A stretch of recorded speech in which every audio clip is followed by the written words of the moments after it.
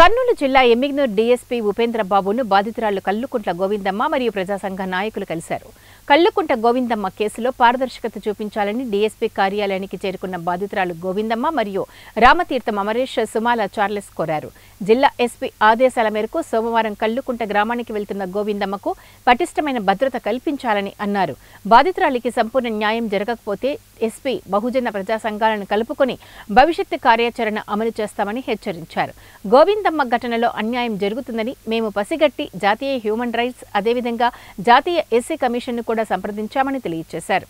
తక్షణమే ఆల్టరేషన్ చేసి దాడిలో పాల్గొన్న వందలాది మందిలో పదుల సంఖ్యలో ముద్దాయిలను చేర్చాలని, ఈ దాడికి వెనుక నుంచి పన్నాగం పన్ని నడిపించిన గ్రామ బీసీ పెద్దలు ఈ దాడికి పురికొల్పారని విచారణలో తెలిసిందని అన్నారు. నిష్పక్షపాతంగా విచారణ చేపట్టి అవసరమైతే సిఐడి ఎంక్వైరీ చేసి ఆ పెద్దలను కూడా నిందితులుగా చేర్చాలని అన్నారు. కల్లుకుంట గోవిందమ్మ కేసులో విభిన్నమైన కోణాల్లో విచారణ చేపట్టి నిందితులు ఎంతటిని వారినైనా శిక్షించాలంటూ రామతీర్థం అమరేష్ సుమాల చార్లెస్ కదిరికోట బతుకమ్మలు డిమాండ్ చేశారు. చేసి వాళ్ళని రిమాండ్కి తరలించడం జరిగింది.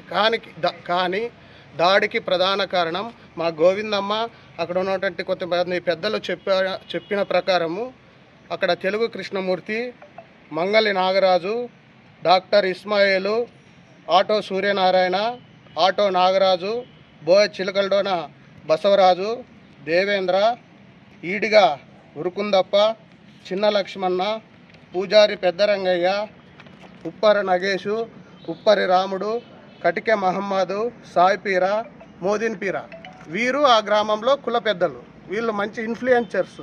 మరి ఆ ఘటన మాదిగోళ్ళ అబ్బాయి బీసీ అమ్మాయిని ఎత్తుకెళ్ళి పెళ్లి చేసుకున్నాడు.